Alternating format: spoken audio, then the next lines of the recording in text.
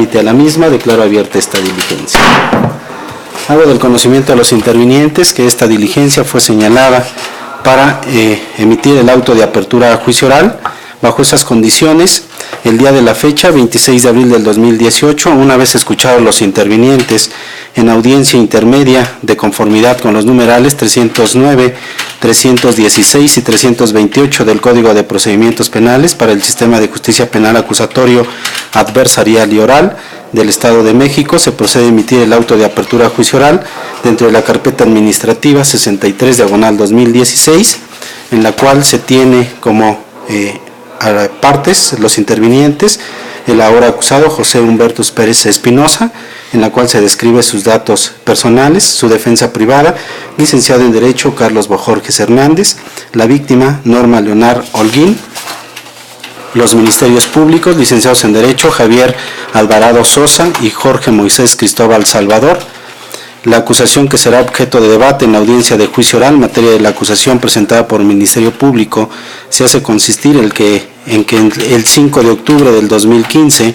siendo aproximadamente las 11 horas con 15 minutos, al encontrarse la víctima Norma Leonard Holguín en el interior de su domicilio, ubicado en calle Encino, Manzana 10, Casa 33, fraccionamiento Villa del Real, sexta sección, municipio de Tecámac, Estado de México, en compañía de sus vecinas Elizabeth Zamora Gregorio y Nancy Ruiz Vargas, escuchan voces provenientes de la calle. Al asomarse por la ventana se percatan que era el acusado José Humberto Pérez Espinosa, el cual portaba un arma de fuego tipo escuadra color negra y quien se encontraba acompañado de diversas personas, quienes ingresan a ese domicilio y a través de la violencia moral la despojan de diversos objetos que fueron materia de apoderamiento. El Ministerio Público considera que ese hecho delictuoso encuentra o se ajusta, se adecua a lo que establece el delito de robo con la modificativa agravante de haberse cometido en el interior de casa habitación con violencia, ilícito previsto y sancionado por los artículos 287, 289 fracción tercera, 290 fracción tercera en relación al 6, 7, 8 fracciones 1 y 3, así como 11 fracción primera inciso D preciso del Código Penal vigente en el Estado de México al momento de los hechos. La forma de intervención que le atribuye el Ministerio Público a José Humberto Pérez Espinosa lo es como coautor funcional con dominio del hecho en términos de lo que señala el artículo 11 fracción primera inciso D del Código Penal vigente en el Estado de México. La forma de comisión establece que la forma de comisión es por acción, acorde a lo que señala el artículo 7 del Código Sustantivo de la materia. En cuanto a las modalidades del delito, la Fiscalía estima que concurren respecto al acusado la modificativa agravante de haberse cometido en interior de casa habitación con violencia en términos del artículo 290 fracción tercera del Código Penal Estatal. Refiere que no existen circunstancias modificatorias de responsabilidad. En cuanto a las penas, el Ministerio Público solicita se impongan al acusado las penas máximas de prisión y multa previstas en el Código Represivo Estatal para el delito de robo con la modificativa agravante de haberse cometido en interior de casa habitación con violencia, contenida en los artículos 289 fracción tercera y 290 fracción tercera. En cuanto a las medidas de seguridad, solicitó se amoneste públicamente al acusado de conformidad con lo dispuesto por los numerales 22 apartado B, fracción quinta y 55 del Código Penal vigente en la entidad.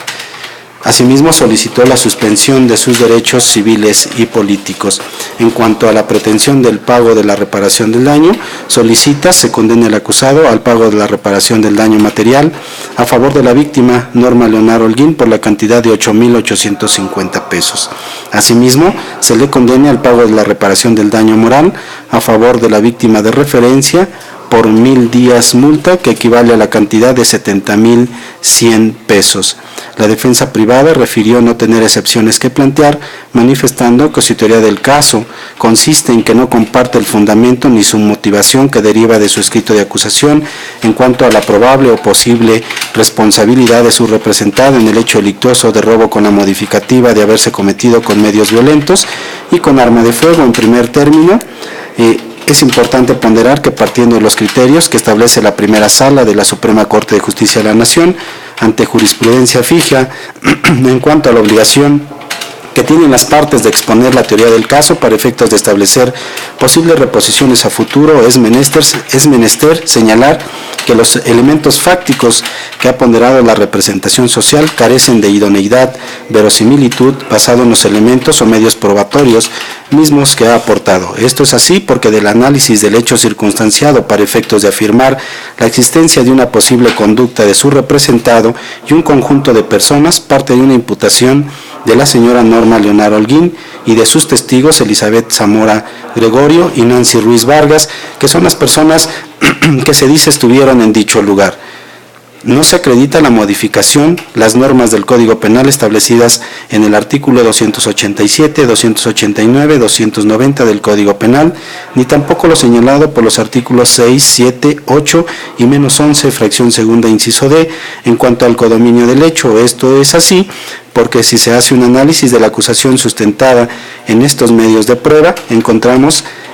con que hay una violación flagrante de derechos públicos subjetivos en contra de su representado. Es importante analizar lo anterior no únicamente a la luz de la interpretación legal, de la aplicación de la ley, pero es importante analizar las facultades que se establecen a diferencia del sistema inquisitivo mixto, referente a la valoración libre y lógica que el juez en su momento habrá de ponderar. Es necesario analizar cuando bien se ha señalado que este asunto tiene como origen un efecto corruptor, porque la representación social, al momento de solicitar la orden de aprehensión, se basó en un conjunto de datos de prueba, de los cuales son referidos a un hecho delictuoso diferente. Se severa la fabricación de estos hechos, ya que Norma Leonardo Holguín, principal protagonista de la imputación en contra de su representado, a su vez declara como testigo en hechos similares, una hora después, en carpetas diferentes, y frente a la no existencia de elementos, datos de prueba que hayan sido idóneos, pertinentes y en su conjunto suficientes para una vinculación a proceso, y en el hecho de haber recurrido hasta los tribunales colegiados, se determinó claramente la celeridad para integrar esa carpeta. La Suprema Corte de Justicia de la Nación ha sido clara en cuanto al efecto corruptor que se da desde el origen de las actuaciones, cuando se ha violado el debido proceso, dado que se ha acreditado un hecho delictuoso que carece de verosimilitud. Violación flagrante a los artículos 1, párrafo segundo y tercero, 14 de la Constitución Federal, 8.1 de la Convención Americana de Derechos Humanos, 9, 25 de los distintos pactos internacionales que nuestro país ha asignado en cuanto a la obligación de un sistema garantista como es el acusatorio, de haber respetado las garantías del debido proceso que tenía derecho su representado, lo que implica haber fabricado para evitar la liberación, porque la representación social sabía perfectamente que los tribunales actuaron en consecuencia y al analizar las diferentes imputaciones que se hicieron, vinculación a proceso, tenían temor de que se pusiera en libertad a su representado. Continúa la defensa como teoría del caso sosteniendo que la acusación que presenta la representación social de los elementos que se señalan, además de ser inverosímiles por la misma Norma Leonardo Holguín, al hacer la imputación de cómo fueron los hechos el 5 de octubre a las 11:15 de la mañana y posteriormente ante la perito que ofrece la representación social, María Talina García Monter, en la llamada impresión diagnóstica, la misma señora en su declaración posterior del 25 de mayo, porque fue enviada con la perito en psicología, ella misma varía los hechos y dice que José Humbertus Pérez Espinosa y otras personas entraron a su domicilio en octubre del 2015 y con un arma fue directamente hacia ella y sus vecinas se echaron a correr. Tenían una laptop, 2 cubetas y dinero. Le empezó a decir groserías. Obviamente este hecho contradice la imputación. Además los testimonios de Norma Leonardo Holguín, como las testigos Elizabeth Zamora Gregorio y Nancy Ruiz Vargas, son prácticamente iguales, lo cual significó aleccionamiento y les integraron sus testimonios con la finalidad de, aprovechando el bajo estándar probatorio que hoy el artículo 16 constitucional, para lograr una orden de aprehensión y de esta manera acreditar medios violentos, al decir que la señora que hay un arma de fuego y si había una fe de arma de fuego, ¿dónde está? Esa fe y esas actuaciones no existen, lo anterior para que en un análisis ponderado, técnico de esos testimonios que son considerados por la representación social para sustentar su acusación, en su momento el Tribunal de Juicio Oral habrá de ponderar la verosimilitud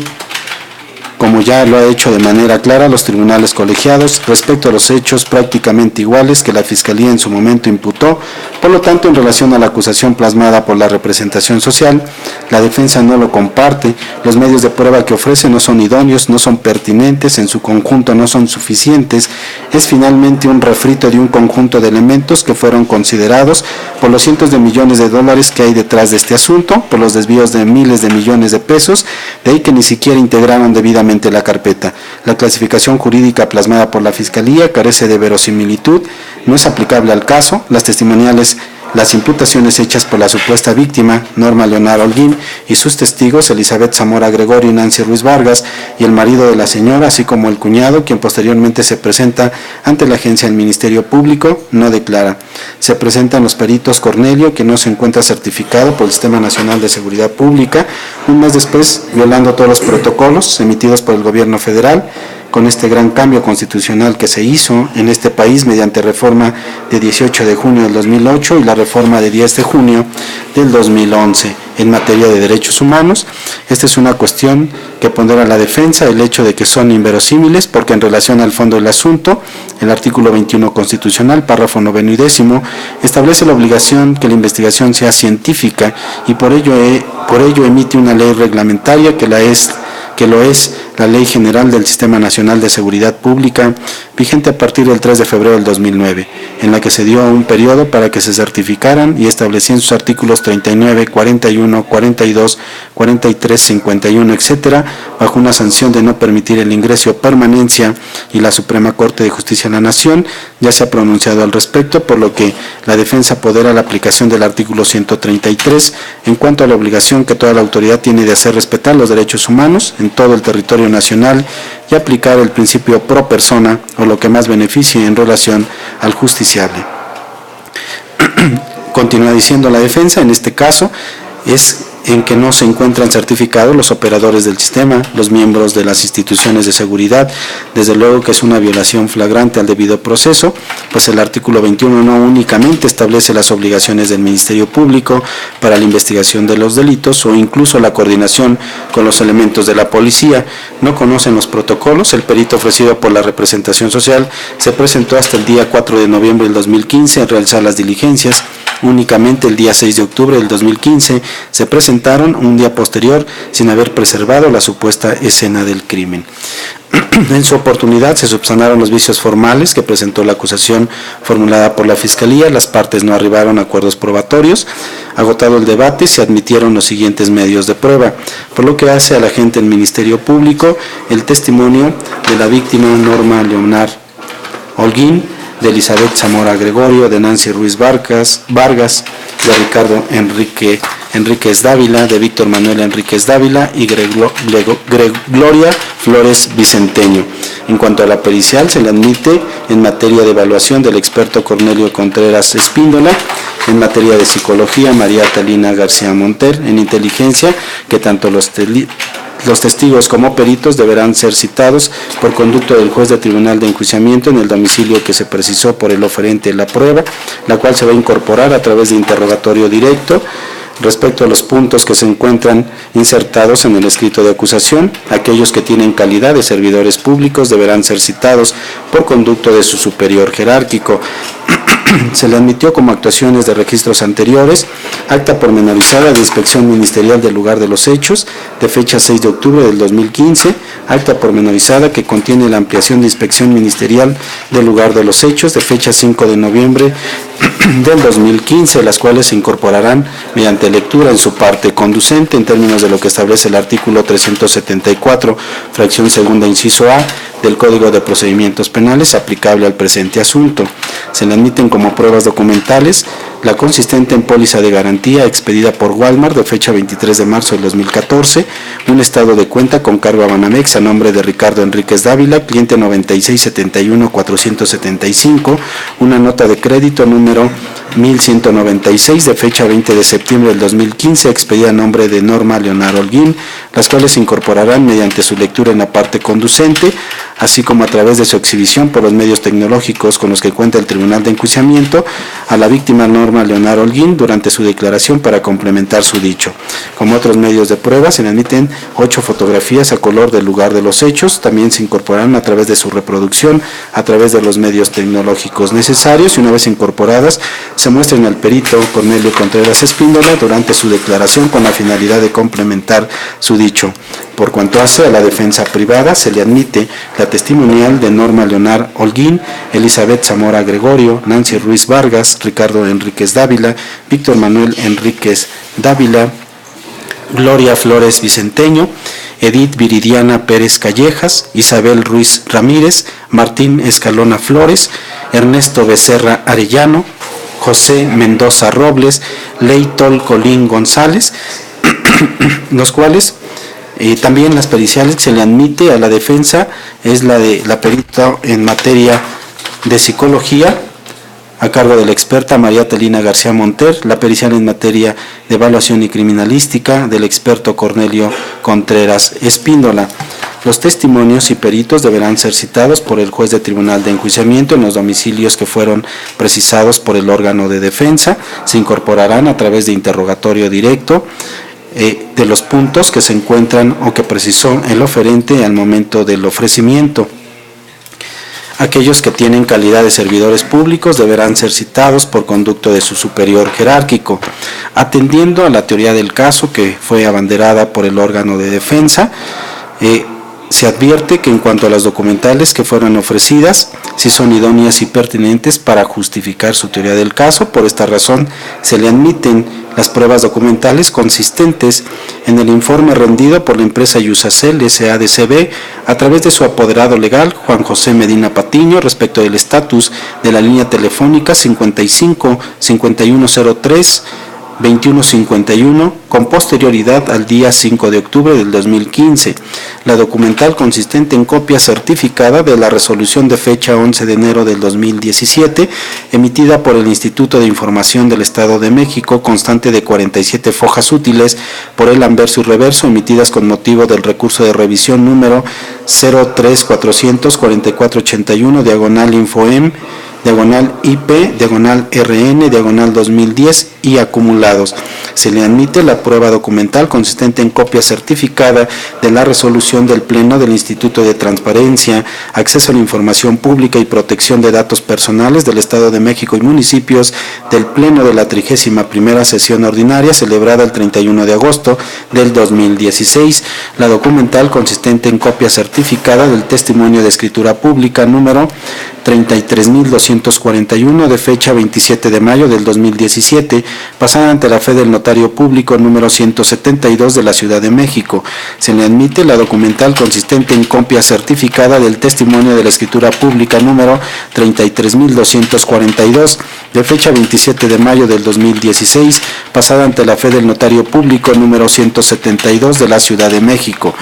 La documental consistente en copia certificada de razón actuarial del licenciado Alberto Campos Martínez, actuario del Juzgado Quinto de Distrito en el Estado de México, a través del cual notifica como tercero interesado en el amparo 18 diagonal 2094 el 26 de enero del 2018 a la señora Norma Leonard Holguín. La documental consistente en copia certificada del Diario Oficial de la Federación de fecha 8 de julio del 2010. La documental consistente en el oficio número 1798, signado por Jesús Iván Romo Pastén, apoderado legal de la empresa NT&T Comunicaciones Digitales SDR LDCB, a través del cual envía informe respecto del estatus de la línea telefónica 55 5103 2151. Se le admite la documental consistente en oficio número 1799, signado por Jesús Iván Romo Pastén, apoderado legal de la empresa NT&T Comunicaciones Digitales SDR LDCB, a través del cual envía informe respecto del estatus de la línea telefónica 55 5103 2151. Estas pruebas se ofrecen para ser incorporadas mediante su lectura en la parte conducente en términos de lo que establece el artículo 370 194, fracción segunda, inciso A, del Código de Procedimientos Penales, aplicable a este asunto de manera ultraactiva. Se hace del conocimiento al juez de tribunal de enjuiciamiento que la medida cautelar impuesta al acusado consiste en la prisión preventiva oficiosa desde el día 23 de mayo del 2016, la cual en audiencia de fecha 6 de diciembre del 2017 se llevó a cabo la revisión de medida cautelar de mérito, en la que la defensa privada argumentó que las causas que motivaron la imposición de la misma habían variado de manera objetiva. Contrario a ella, la Fiscalía sostuvo que no le existía la razón y que debería prevalecer la misma por todo el tiempo que durara el procedimiento. Cerrado el debate, se consideró que en efecto no habían variado las condiciones bajo las cuales se impuso al acusado la prisión preventiva oficiosa y por ende debía prevalecer por todo el tiempo que dura el procedimiento sin que pueda exceder de 2 años, salvo que se deba al ejercicio de derecho de defensa. En contra de esa decisión, el acusado interpuso juicio de amparo indirecto, mismo que se radicó ante el juez segundo de distrito en el Estado de México, con residencia en Naucalpan de Juárez, bajo el expediente 1894, diagonal 2017-2-A, el cual se encuentra en trámite. Sin embargo, dentro del incidente de suspensión, la autoridad federal, en fecha 15 de enero del 2018, concedió la suspensión definitiva respecto a los actos reclamados para los siguientes efectos: que el quejoso quede a disposición del órgano jurisdiccional de amparo únicamente en lo que se refiere a su libertad personal en el lugar en el que se encuentra recluido, quedando a disposición de la autoridad responsable para la continuación del procedimiento de origen. Asimismo, resolvió que se negaba la suspensión definitiva solicitada, toda vez que suspender el procedimiento de origen deviene contrario al interés público, pues la sociedad está interesada en la prosecución de los mismos.